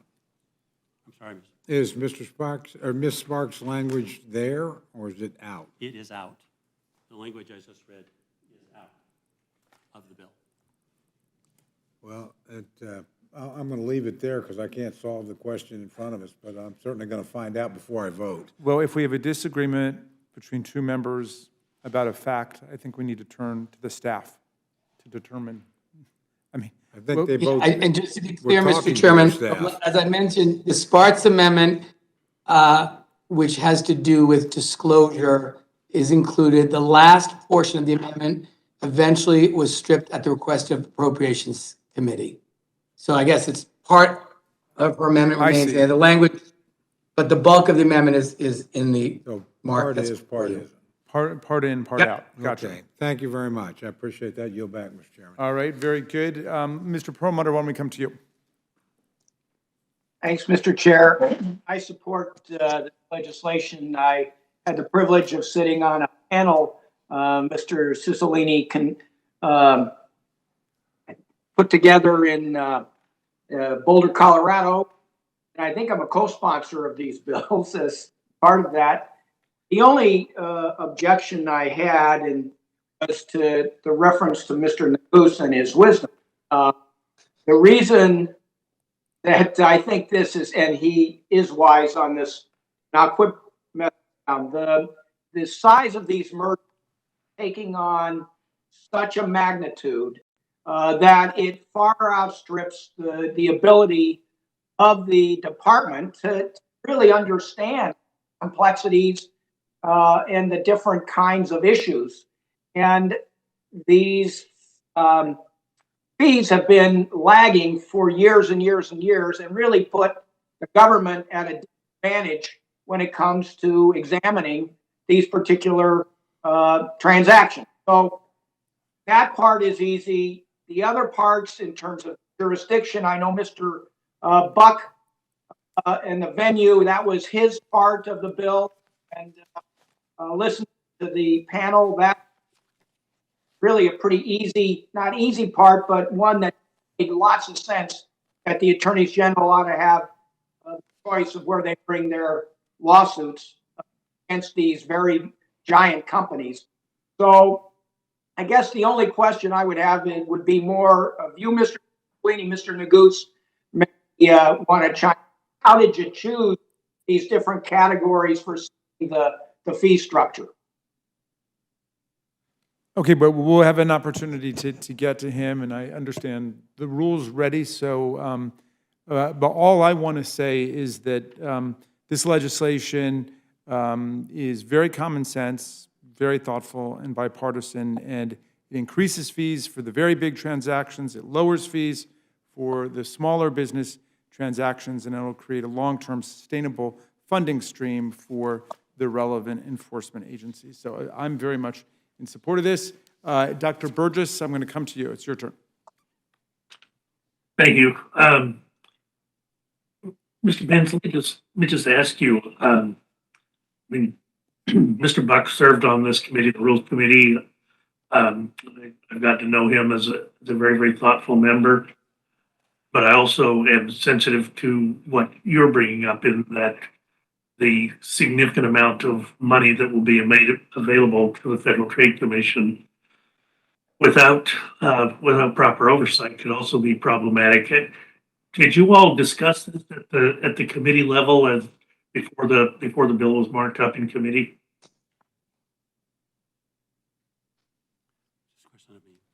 Is that directed to Mr. Benz?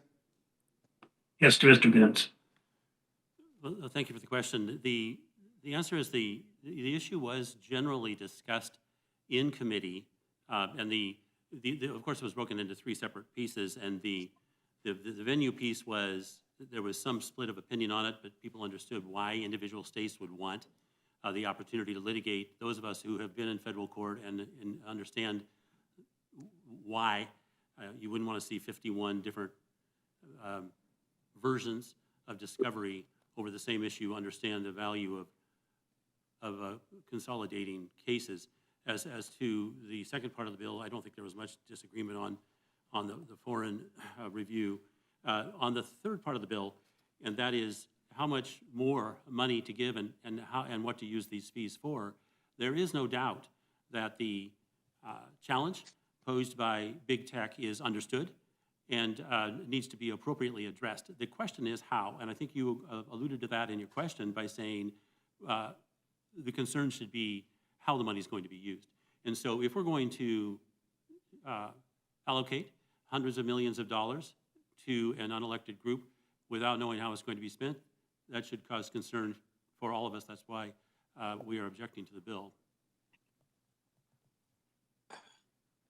Yeah, I would just say that, I mean, the Federal Trade Commission does have a history of this type of behavior in the past. Mr. Burgess, if you'll yield, I think I have some information that would provide you with some comfort.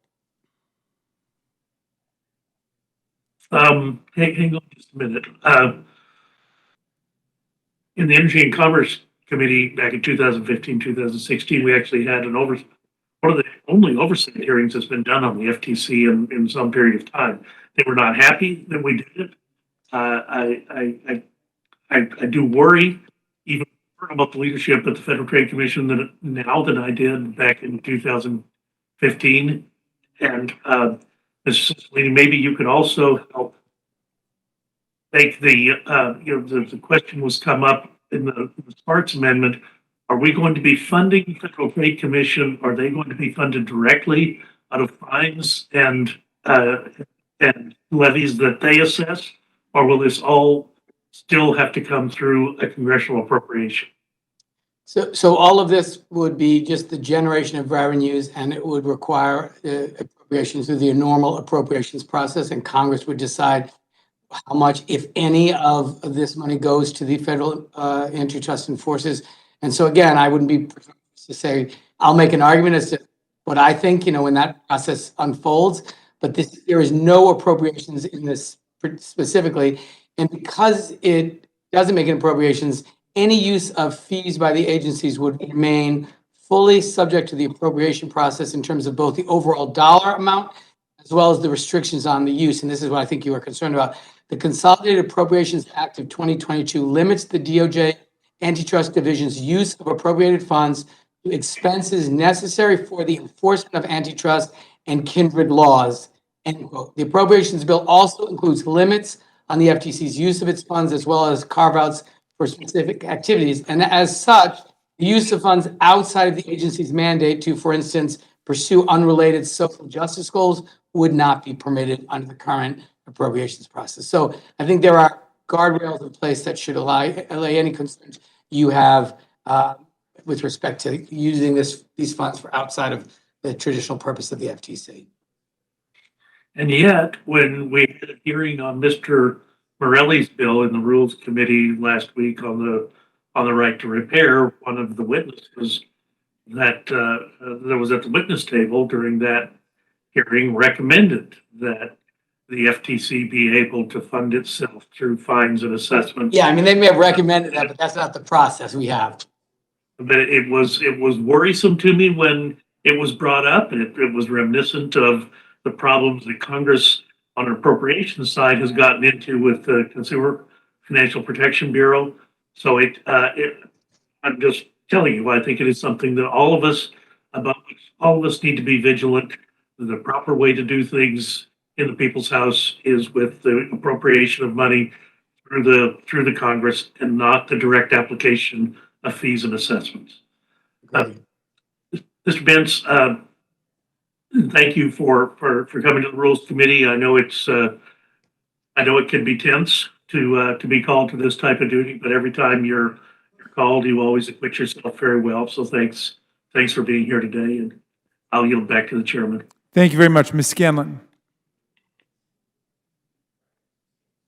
Thank you. Mr. Cicilline, could I just clarify one thing? There are already fees in existence. And this is an adjustment to pre-existing fees, right? Correct. Okay, so that whatever oversight has been available for the decades of Remains available. this work remains in, okay. I mean, I think HR 3843 is a key reform. It's gone through the Judiciary Committee's ongoing work. We need to promote competition in the economy and reform our antitrust laws. So, we've got merger filing fees that haven't been updated in decades, and it's going to increase the FTC's ability to appropriately monitor mergers, which we've seen have some really damaging effects on our economy, particularly over the last few years. So I think it's a good bill. It's got bipartisan support in both the House and Senate. Strongly support it, and I look forward to passing it. I yield back. Thank you, Ms. Scanlon. Mr. Reschenthaler. Thank you, Mr. Chairman. Mr. Benz, I'm really worried about the amount of money going to the FTC. And just to put this in perspective, in the House Appropriations minibus package, there was a 30% increase already to funding for the FTC. In fact, during the markup in approbes, I offered an amendment that failed. I believe it failed on party lines, but it was to revert the funding back to the FY22 levels. And there's problems with the FTC. So just for example, 2 of the FTC commissioners said they don't even need an increase that was coming from the budget. And I'll quote them. This is Commissioners Noah Joshua Phillips and Christine Wilson. And I quote a joint statement they both put out. Congress has provided the commission with substantial additional resources, an increase of more than 20% in the agency's budget in just the last 3 years.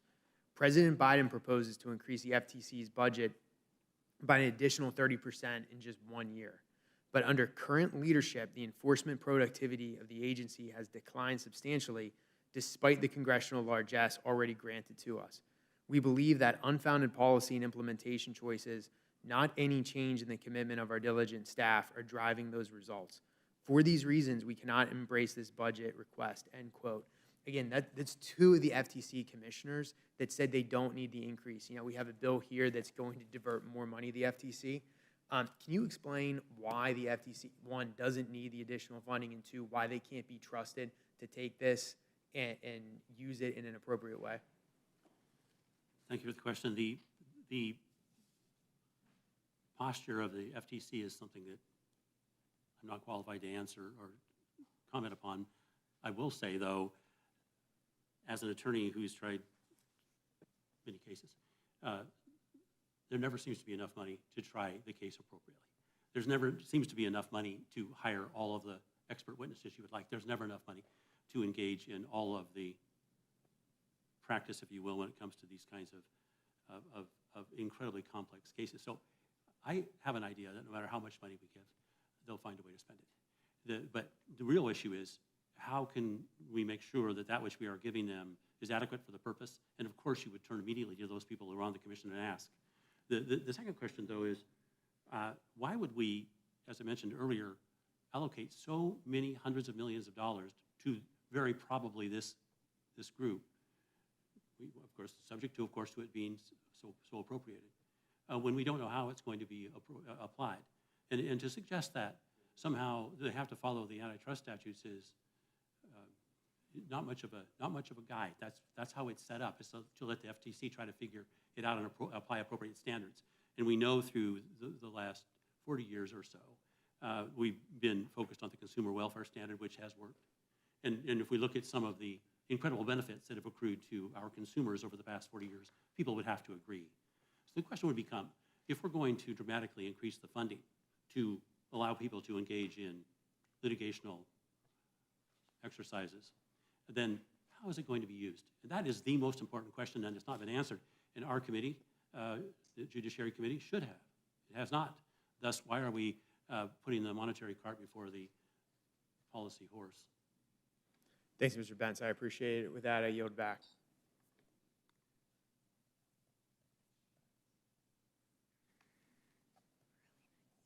Mr. Morelli. I have no questions. Thank you, Mr. Chairman. Thank you, Mr. Morelli. Ms. Fishback, to you.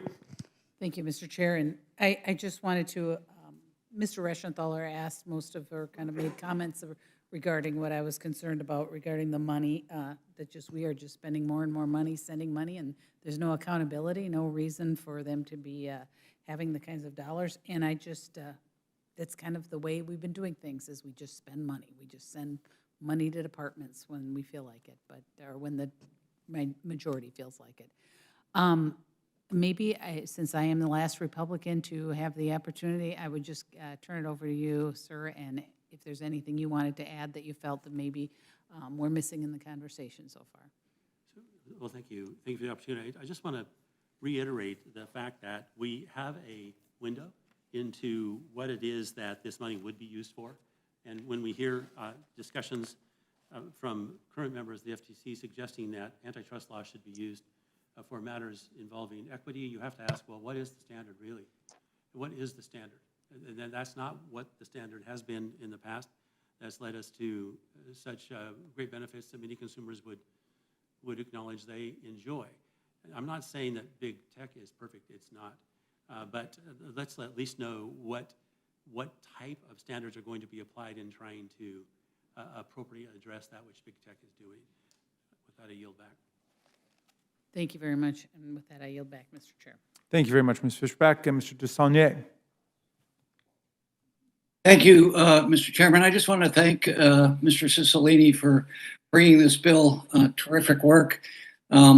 It's really important to deal with competition, innovation, and inequality in this country and opportunity. Mr. Cicilline, would you like to respond to the previous comments? Yes, thank you very much for your kind words and for giving me the opportunity to respond. Mr. Benz just said this bill dramatically increases the funding for the antitrust agencies. That is simply not true. We have an appropriations process, and I will argue during the appropriations process, our federal enforcers need more resources, but this bill does not provide an appropriation of a single additional dollar. It raises the fees. My understanding is all of the commissioners, Republicans, Democrats, support those fee increases. The taxpayers, your constituents, should not be paying the cost of reviewing, $100 billion deals. That ought to be borne by the companies that are going to benefit. So this just raises the fees. They've been raised in decades. It makes sense. It lowers them for smaller transactions, increases them for the biggest ones, and it will still be the responsibility of the Appropriations Committee to decide what to do with all the revenue that's generated by the federal government and what restrictions ought to be placed on it. And so the wringing of your hands about there are no restrictions is because there's no appropriation, and that happens during the appropriation process. And those of us who have been advocating for things in the appropriation process know the members of the Appropriations Committee take those responsibilities seriously, and they will do that in this case as well. This is about just generating revenue. I will say, as an aside, I have tremendous confidence in the FTC, the chair and the work of the FTC. And frankly, the FTC has been sort of inactive for too long. And we have seen so much concentration in our economy where markets are being controlled by fewer and fewer competitors. They're jacking up and price gouging consumers. So we need more competition in lots of sectors in our economy to protect consumers, to protect innovation, protect workers. So I'm excited about robust enforcement by the FTC, but we can have that debate during the appropriations process. It's not in this bill. And thank you for the opportunity to clarify that. Thank you, Mr. Cicilline. With that, I yield back, Mr. Chairman. Thanks. And thanks, Mr. Desaulniers. Ms. Ross. You got to unmute if you would, Ms. Ross. Ms. Ross, you're still muted. Ms. Ross, can you hear me? Turn on your microphone. Ms. Ross, can you hear me? You are muted. We're not hearing you. Mr. Neguse will come to you, and it'll be like a ventriloquist act there. Sure. Can you hear me, Mr. Chairman? Gotcha. Terrific. Well, first, let me say very much appreciate Mr. Cicilline and Mr. Bentz and their respective presentations. Of course, I'm grateful to Cicilline in particular and Mr. Buck for their leadership collectively on this important antitrust package.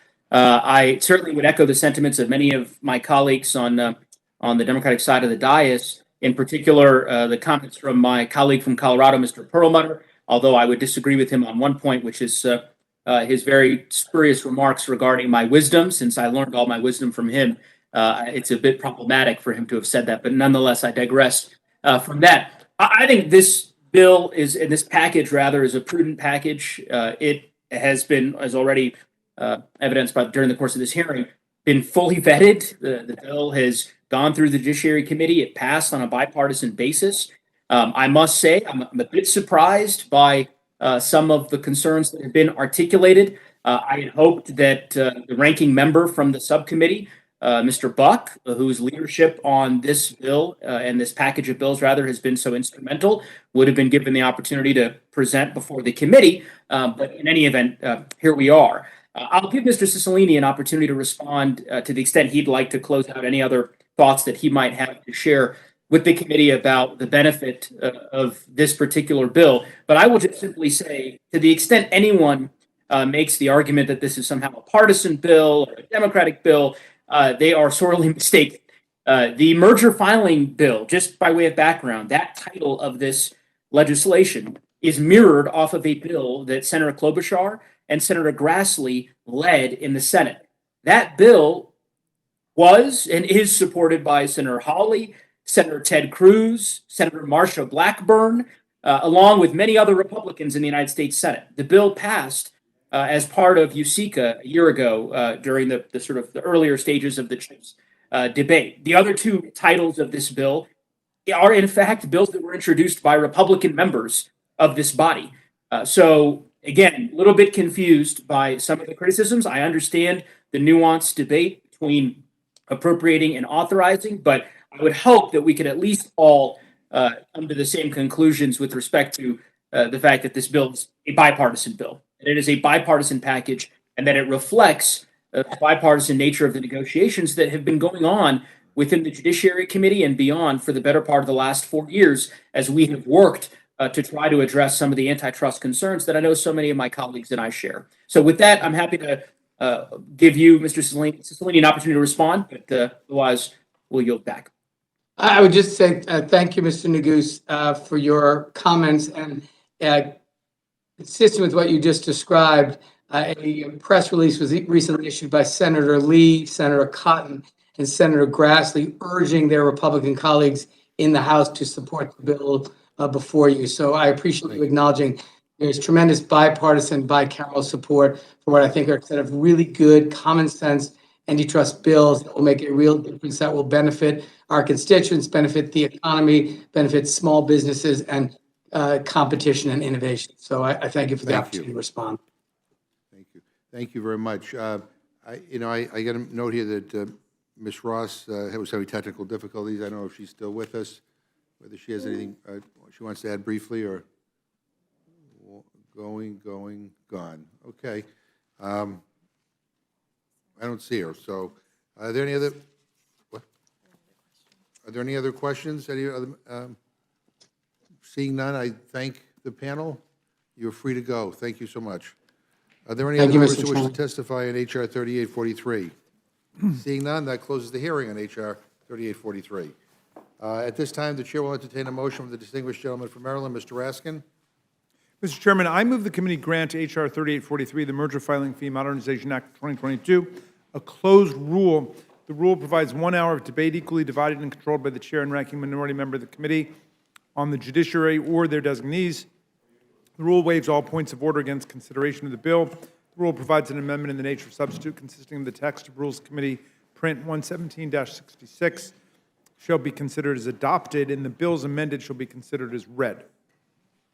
The rule waives all points of order against provisions in the bill as amended. The rule provides one motion to recommit. The rule also provides for consideration of H.R. 7780, the Mental Health Matters Act, under a structured rule.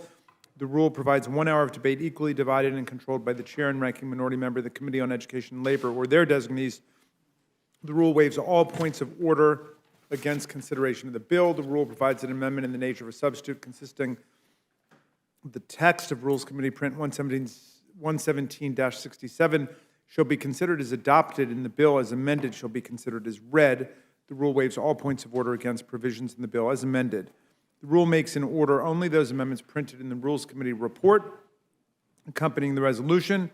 Each amendment made in order may be offered only in the order printed in the report, may be offered only by a member designated in the report, shall be considered as read, shall be debatable for the time specified in the report, equally divided and controlled by the proponent and an opponent, shall not be subject to amendment, and shall not be subject to a demand for division of the question. The rule waives all points of order against amendments printed in the report. The rule provides that at the conclusion of consideration of the bill for amendment, the committee shall rise and report the bill as amended to the House with such further amendments as may have been adopted. The question of such further amendments adoption shall be put to the House on gross and without division of the question. You heard the motion of the gentleman. Are there any discussion or I'm actually still going, Mr. Chairman. Oh, I'm sorry. It's a lengthy one. So, yeah, it was a long pause. Yeah. The rule provides one motion to recommit. The rule provides that during consideration of HR 7780, the chair may entertain a motion that the committee rise only if offered by the chair of the Committee on Education or Labor or his designee. The chair may not entertain a motion to strike out the enacting words of the bill. The rule further provides for consideration of S 3969, the PAVA Program Inclusion Act, under a closed rule. The rule provides 1 hour of debate equally divided and controlled by the chair and ranking minority member of the Committee on House Administration or their designees. The rule waives all points of order against consideration of the bill. The rule provides that the bill shall be considered as read. The rule waives all points of order against provisions in the bill. The rule provides one motion to commit. Section 5 of the rule provides that on any legislative day during the period from October 3rd, 2022 through November 11th, 2022, the journal of the proceedings of the previous day shall be considered as approved. The rule provides that for the duration of the period addressed by Section 5, the Speaker may appoint members to perform the duties of the chair, and that each day shall not constitute a calendar day for the purposes of Section 7 of the War Powers Resolution, a legislative day for purposes of Clause 7 of Rule 13, or a calendar or legislative day for purposes of Clause 7C1 of Rule 22. The rule provides that any time through the legislative day of September 30th, 2022, the Speaker may entertain motions offered by the Majority Leader or a designee that the House suspend the rules with respect to multiple measures that were the object of motions to suspend the rules on the legislative day of September 28, 29, or 30, on which the yeas and nays were ordered and further proceedings postponed. The chair shall put the question on any such movement without debate or intervening motion, and the ordering of the yeas and nays on postponed motions to suspend the rules with respect to such measures is vacated. You done? I'm all done. Are you sure? I'm done this time. But before I go to see if there's any amendments, I want to make sure, Ms. Ross, is your microphone working? Can you hear me? Beautiful, in stereo. Thank you. Okay, All right. thanks. You've heard the motion from the gentleman from Maryland. Are there any amendments or discussion, Mr. Cole? I will, but first, Mr. Chairman, I have to remark, I've watched my friend, Mr. Perlmutter, and I think he's training for his next career. I think the Broncos are going to get a new wide receiver. Pretty good moves. With that, Mr. Chairman, I do have an amendment to the rule. I move that the committee add a section to the rule providing for the consideration of H.R. 8517, the COA Act under closed rule. Mr. Chairman, as Ranking Member Davis stated, he has no objection to consideration of S 3969, nor do I. I think it's a very important piece of legislation. I look forward to voting for it. And in fact, Mr. Davis also intends to vote for it. At the same time, with less than 6 weeks before Election Day, it's critical that we reaffirm the House's constitutional prerogative to be the judge of the elections, returns, and qualifications of its own members under Article 1, Section 5 of the Constitution. For decades, Congress has appointed and sent out official congressional observers to watch the administration of congressional elections in the states and territories which help the House discharge its duties under the Constitution. Yet in recent years, as elections have become more contentious, some states and localities have made it extremely difficult, or in some cases impossible, for House election observers to actually perform their duties. H.R. 8517 would simply restate the role that congressional election observers have performed over many years, and I see no reason to hold up this legislation, which I hope should easily pass this body. So I urge the adoption of the motion and yield back. You heard the motion from the gentleman, a member from the gentleman. Any comments or questions or anything? Hearing none, the vote is on the Cole amendment. All those in favor say aye. Aye. Opposed, no. Opposed, no. No. Being the chair, the noes have it. On that, it's kind of spotty performance out there, so we would request a recorded vote. Recorded vote has been requested. Clerk will call the roll. Mrs. Torres. Mr. Perlmutter. Right. Oh. Mr. Perlmutter, no. Mr. Raskin. Nope. Mr. Raskin, no. Ms. Scanlon. No. Ms. Scanlon, no. Mr. Morelli. Morelli, no. Mr. Morelli, no. Mr. DeSaulnier. Ms. Ross. No. Ms. Ross, no. Mr. Neguse. No. Mr. Neguse, no. Mr. Cole. Aye. Mr. Cole, aye. Mr. Burgess. Burgess votes aye. Mr. Burgess, aye. Mr. Rushenthaler. Mr. Rushenthaler, aye. Mrs. Fishbach. Mrs. Fishbach, aye. Mr. Chairman. No. Mr. Chairman, no. How was Mr. Desagne recorded? Mr. Sonier is not recorded. Desaulnier votes no. Sonier, no. Clerk, report the total. 4 yeas, 8 nays. Members not agreed to. Further amendments? Hearing none, the vote is on the motion. Mr. Chairman, What? Burgess. Oh, I'm has- sorry, I didn't hear. Dr. Burgess. yes, Mr. Chairman, I have an amendment to the rule. I move the committee make an order amendment number 4 to H.R. 7780, offered by Representative Harshberger. This amendment strikes the union-run multi-employer benefit plan exemption from the bill's prohibition on discretionary clauses in employee benefit plans, and strikes the collective bargaining agreement exemption from the bill's prohibition on arbitration clauses in employee benefit plans.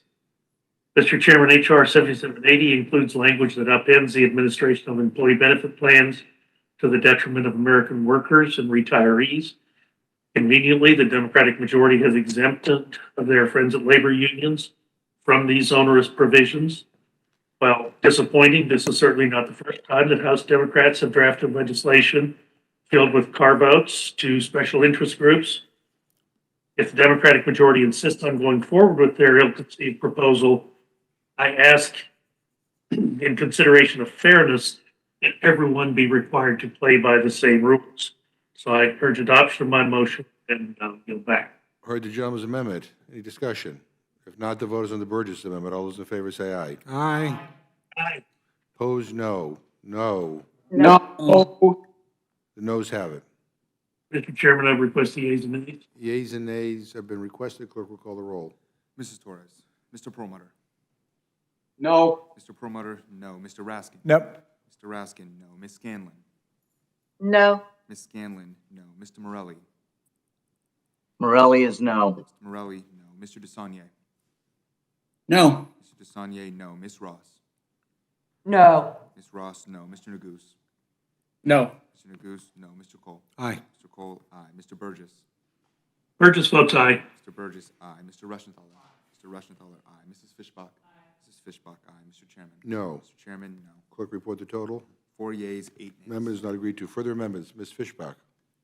Thank you, Mr. Chair. I have an amendment to the rule. I move that the committee make an order amendment number 1 to H.R. 3843, offered by Mr. Fitzgerald of Wisconsin. This amendment makes it abundantly clear that the funds provided in the bill can only be used for enforcement activities. Mr. Chairman, as we have discussed today, Republicans support some of the policies contained within the legislative package, but Biden's out-of-control FTC cannot be trusted with additional resources.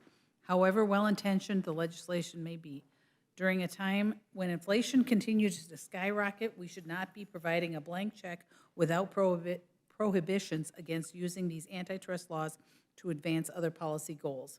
This common-sense amendment would ensure that none of the funds provided by this legislation are misused to further a political agenda, and instead these funds are limited strictly to enforcement.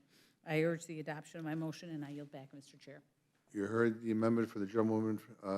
Any discussion? If not, the vote is on the Fishbach amendment. All those in favor say aye. Aye. Opposed, no. No. No. Opinion of the chair, the noes have it. A recorded vote has been requested. Clerk will call the roll. Mrs. Torres. Mr. Perlmutter. Perlmutter is no. Mr. Perlmutter, no. Mr. Raskin. No. Mr. Raskin, no. Ms. Scanlon. No. Ms. Scanlon, no. Mr. Morelli. Morelli is no. Mr. Morelli, no. Mr. Desaulnier. No. Mr. Desaulnier, no. Ms. Ross. No. Ms. Ross, no. Mr. Neguse. No. Mr. Neguse, no. Mr. Cole. Aye. Mr. Cole, aye. Mr. Burgess.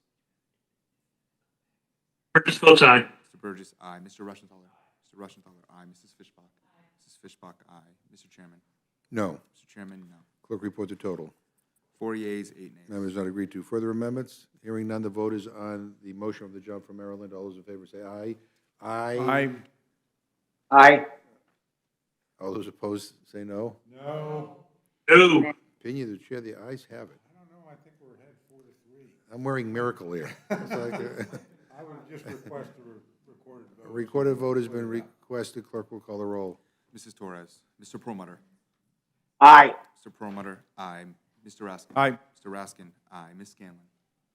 Aye. Ms. Scanlon, aye. Mr. Morelli? Morelli is aye. Mr. Morelli, aye. Mr. DeSaulnier? Aye. Mr. DeSaulnier, aye. Ms. Ross? Aye. Ms. Ross, aye. Mr. Neguse? Aye. Mr. Neguse, aye. Mr. Cole? No. Mr. Cole, no. Mr. Burgess? Votes no. Mr. Burgess, no. Mr. Rushenthaler? Mr. Rushenthaler, no. Mrs. Fishbach? No. Mrs. Fishbach, no. Mr. Chairman? Aye. Mr. Chairman, aye. Clerk, report the total. 8 yeas, 4 nays. Motion is agreed to, and Mr. Raskin will handle it for the Democrats. And Ms. Fishbach will handle it for the Republicans. That's wonderful. So without objections, the Rules Committee is adjourned. No, I'm sorry. What did I say? No, I'm sorry. Mr. DeSaulnier is going to handle it for the Democrats. Because Mr. It's that Raskin, Mr. Raskin did such a great job of reading the motion. Despite your- I didn't get enough of it. You're clearly playing to your stronger member, but Yeah. we're going to stay with Mr. Ms. DeSaulnier. Fishbach. Okay, thank you. I said everything I wanted to say about that rule. Is adjourned.